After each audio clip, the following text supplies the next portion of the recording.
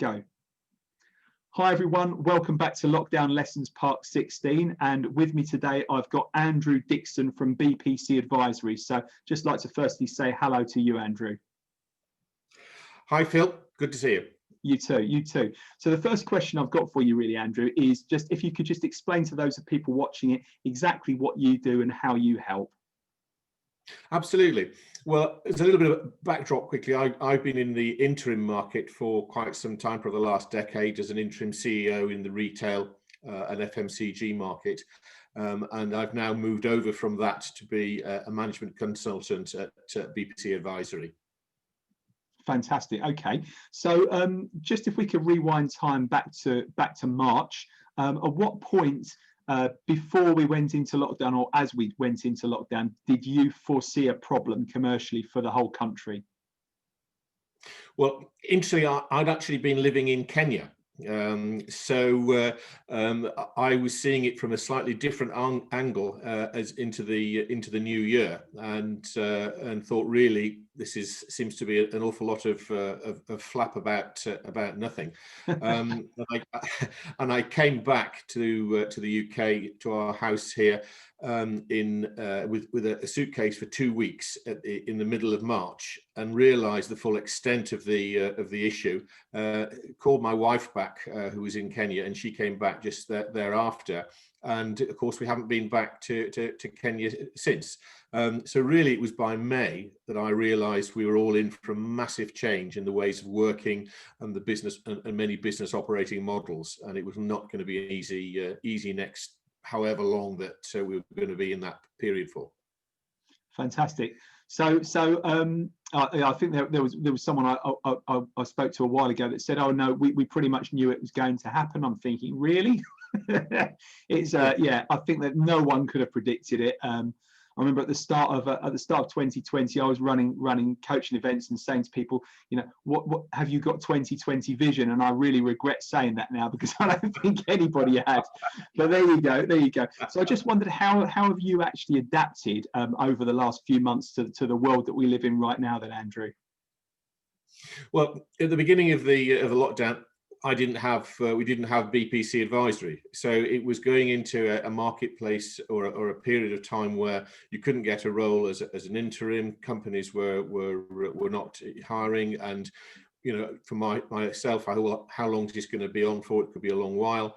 And then with the advent of Zoom, and suddenly finding this new tool, connecting with other fellow like-minded people, seasoned professionals, and then 5 of us decided, well, actually, we've got an awful lot of experience to bring to bear into the market, so let's use that and set up an advisory business, which is a little bit something different, offering consulting, financial, lending and restructuring services, and that's what we did in around August of this year.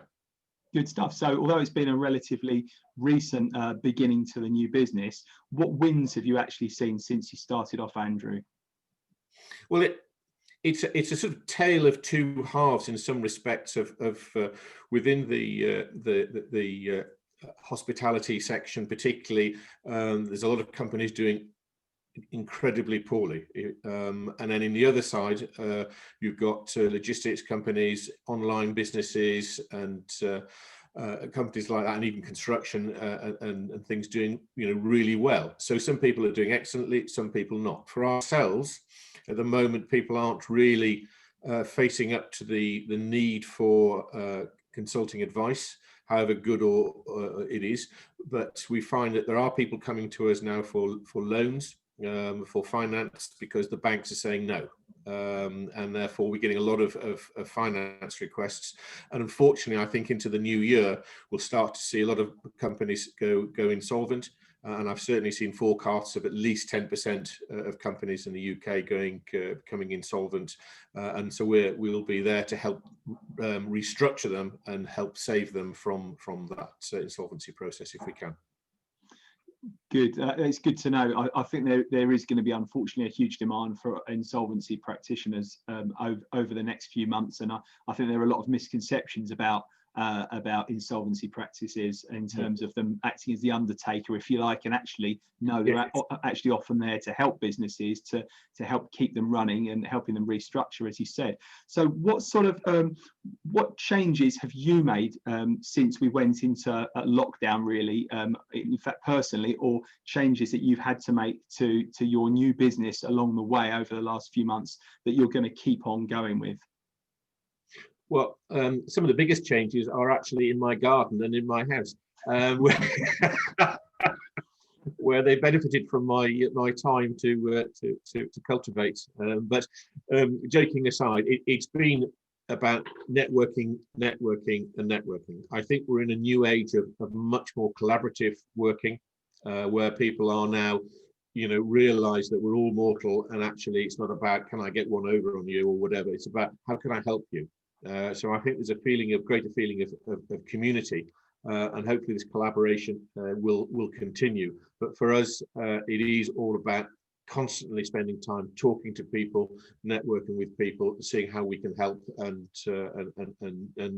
so we've become very much square-eyed on Zoom. Yeah, which is it's got its pluses and minuses, right? But I think that it does give people an opportunity to get out there and meet more people, and also you can meet specific people that maybe you wouldn't bump into if you were at a regular networking meeting, right? Which I think has been really helpful from my point of view, and yours by the sound of things. So is there anything that you would have done sooner? Say, for example, this year had panned out totally differently. There was no COVID, no lockdown. What would your life look like right now? Well, to be honest, I probably wouldn't be in the UK. I'd probably still be in Kenya, doing some consultancy work with a retailer and an oil company, which was something I was scheduled to do previously, but then it all fell apart when we went into COVID. So it's been very, very different, but that is the way the cookie crumbles, as it were. So you just have to take it on the chin and adapt accordingly. Yeah, sure. So was BPC something that would have happened in the long term anyway, or is this something that's literally been born out of lockdown, Andrew? No, this is very much something that's been born out of lockdown. Wow. Previously, a lot of people work individually as consultants, but what we're offering is an umbrella so a suite of services and things which you can't normally get access to as independent consultant. So it is in itself a collaboration, and so between people and supply organisations. So hopefully I'm embracing the talk, as it were, about being more collaborative. Yeah, certainly are. So in terms of the types of businesses that you deal with, what sort of sectors are we talking about here? Is geography an issue for you? What sort of position do the businesses have to be in before they would decide to speak to someone like yourself, Andrew?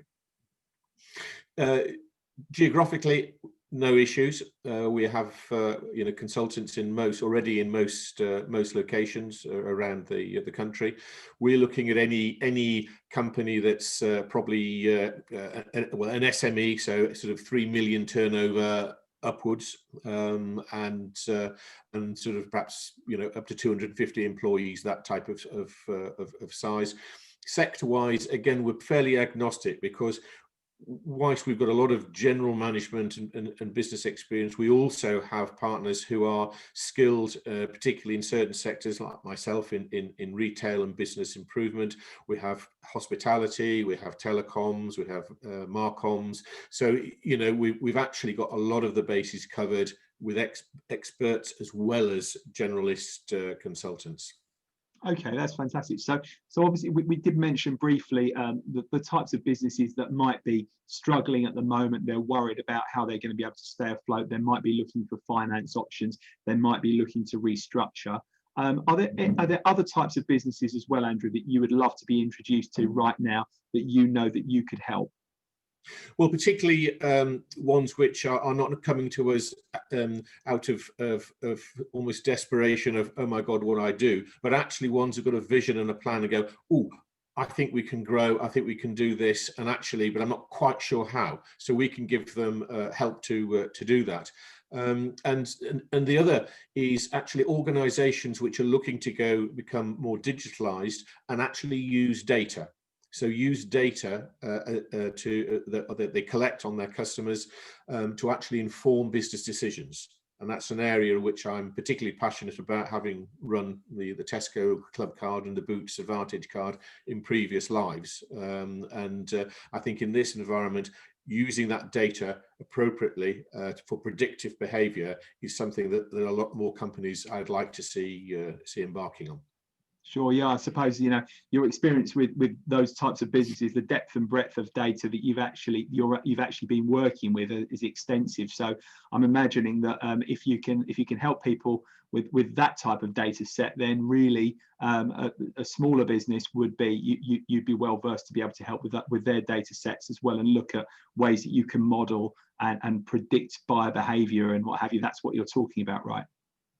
Absolutely, because so many companies, you know, and I'm not talking about large companies, I'm talking about small companies, could be membership organizations, even charities. They have data in silos on a CRM system, on a billing engine, or in social media or whatever, and they don't speak to each other, and they don't know how to get them out, other than thinking they have to do, you know, expensive development of IT services, but they don't have to do that. We can show them certainly ways of extracting that data simply, cost effectively, and beneficially. So, but unless you don't know what you don't know. Absolutely, and that's why I think everyone needs to get in contact with you to find out more, Andrew. So if they do want to get in contact with you right now, what's the best way they can reach you, Andrew? They can reach me through our email address, which is info@bpcadvisory.co.uk. They can go to our LinkedIn site, our website, our website, or they can call us. My number is 0771 414 9899, and I'd be very, very happy to receive any call from anybody who's seen this. Fantastic. Well, thank you very much for your time, Andrew. Really appreciate that. What I'm going to do is I'm going to drop in the notes below the details that you've just given us, just so people have got that information to hand. And yeah, fantastic. Thank you so much for your time. Really appreciate that. And yeah, catch up soon. Yeah, thanks a lot, Phil. Take care. Bye-bye. Cheers. Bye-bye now.